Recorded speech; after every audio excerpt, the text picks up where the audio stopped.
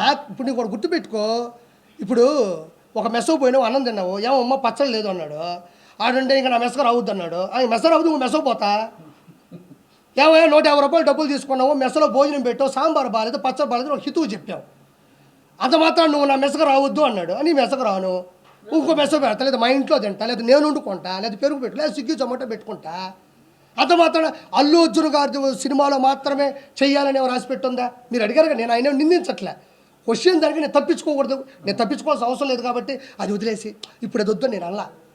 Cinema industry Chittoor Nagaiah గారి టైంలో నుంచి చిరంజీవి గారి టైం వరకు వచ్చింది, కెమెరామ్యాన్లు విఎస్ఆర్ స్వామి గారి దగ్గర నుంచి చోటా గారి దగ్గర నుంచి ఈ రోజు వరకు వచ్చింది, కమిడియన్లు 24 crafts, film chamber, producer council, junior artist సంఘం, ఏమన్నా కెమెరా సంఘం, కెమెరా ఆర్టిస్టులు, కెమెరామెన్, ఇవన్నీ పెద్ద పెద్ద క్రాఫ్ట్స్. అవి ఎవ్వరు ఏ దాన్ని అణిచివేయలేరు. నాకు ఆ రోజు జరిగి తప్పు అనిపించిందా నేను చెప్పా, ఈరోజు నిలబడ్డాను అంతే. నేను ఆ విషయం నేను వెనక్కి తగ్గను. ఇప్పుడు మీరు అడగకపోతే నేను చెప్పేవాడు కాదు, ఎప్పటికైనా కట్టుబడి ఉంటా. నీకు దమ్ము ఉంటే నేను బతుకున్నంత కాలం నువ్వు నన్ను రోజు ప్రశ్నిస్తూ ఉండు, నేను కట్టుబడి ఉంటా, నేను కట్టుబడి ఉంటా, నేను కట్టుబడి ఉంటా. పోతామండి ఏ రోజు బాము, షుగర్ వస్తే పోవట్లేదా, థైరాయిడ్ వస్తే పోవట్లేదా, అంతు పట్టిన జబ్బు వస్తే పోవట్లేదా, ఎదిరించి పోదాం, ప్రశ్నించి పోదాం, ఎదుటి క్వశ్చన్ చేసి పోదాం, ఏముంది దాంట్లో? నాకేం ఇబ్బంది, తీసుకోకపోతేనే ఇబ్బంది, నాకు ఏ రోజు ఇబ్బంది అనిపించదమ్మా.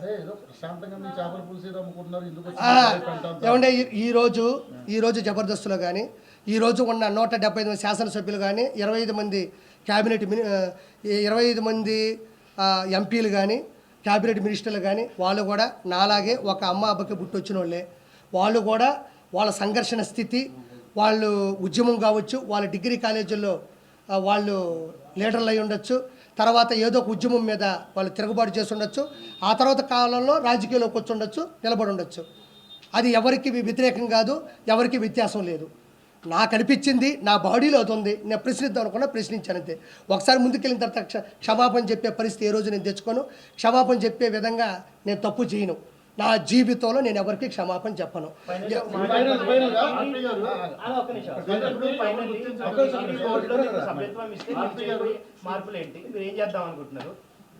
టీడీపీలోనే టీటీడీలో సార్, టీటీడీ పోస్టులకి నేను అర్హున ఉన్నోడినే. నాకు అర్హత ఉందా, లేకపోతే మనం ఏదో 10 మైకులు పెట్టుకొని మాట్లాడేంత మాత్రం అర్హత అని నేను అనుకోను. మనకి ఒక సామాన్యుడిగా ఈ రోజుకి ఇదిగో నేనే కండువా తెచ్చుకున్నా, నేను వేసుకున్నా, నేను మాట్లాడుతూ ఉన్నా, నేను స్వచ్ఛందంగా చేస్తున్నా.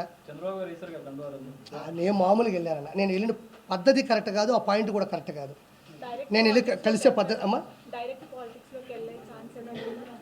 పాలిటిక్స్ అంటే నేను అవునమ్మా అమ్మా, ఇదిగో ఇలానే ప్రతి వారం ప్రెస్ మీట్ పెట్టుకుంటాను, అందరినీ పిలుస్తాను, ఆ వారంలో జరిగిన ప్రతి పని మీద నేను మాట్లాడతాను అంతే.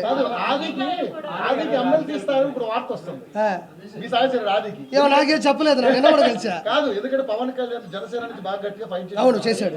ఆదికి ఎమ్మెల్సీ ఇచ్చే అవకాశం ఉందని చెప్పేసి వార్తలు చూసాము. అది ఓకేనా? జరిగే అవకాశం వస్తే చాలా మంచిది, ఎందుకంటే పాపం చాలా సంవత్సరాల నుంచి కష్టపడ్డాడు. అలాంటి వాళ్ళకి వస్తే ఆలియా ఆది అని అనింది, ఆలీ గారితో నాకు సంబంధం లేదు. ఆది అయ్యా అలీ గారు ఆయన వెళ్ళిపోయారండి, అలీ గారు వెళ్ళిపోయారు. ఓసారి గారి గురించి వదిలేండి, నేను అన్నాను, నేను మాట్లాడాను అతను అనే. అవును ఎవరు ఖచ్చితంగా పెడతా.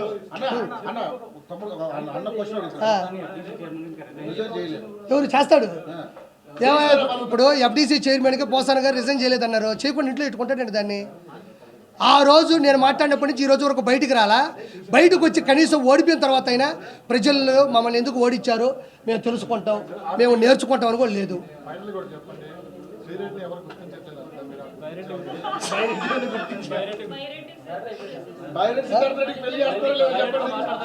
అమ్మా బైరెడ్డి ఇప్పుడు శ్రీరెడ్డిని ఎవరు గుర్తించట్లేదు అంటున్నారు, మంచి పాయింట్.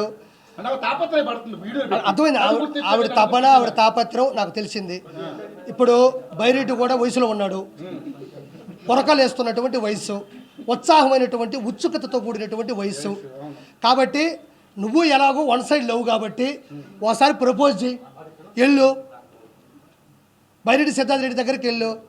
బయటకు వచ్చేస్తే పట్టేసుకుంటారు కదా, ఎవరు పట్టేసుకుంటారు భయం కదా. అతను కూడా పట్టేసుకుంటారు. అతనికి ఏముంది ఇప్పుడు, ఇద్దరు కలిసి అంటే ఇద్దరు కలిసి ఒకరినొకరు అర్థం చేసుకోవడమే నిజమైనటువంటి పరమార్థం. ఇప్పుడు వైఎస్ఆర్సీపీ వెళ్ళి బైరెడ్డిని పిలిపించుకొని ఇద్దరు మాట్లాడుకొని ఏమ్మా ఏంది పరిస్థితి ఏంది అనుకుంటే వాళ్ళ ఇష్టాలు వాళ్ళవి. అందరికీ వచ్చారు, అందరికీ సంతోషం. ఓం నమో వెంకటేశాయ, జై శ్రీరామ్.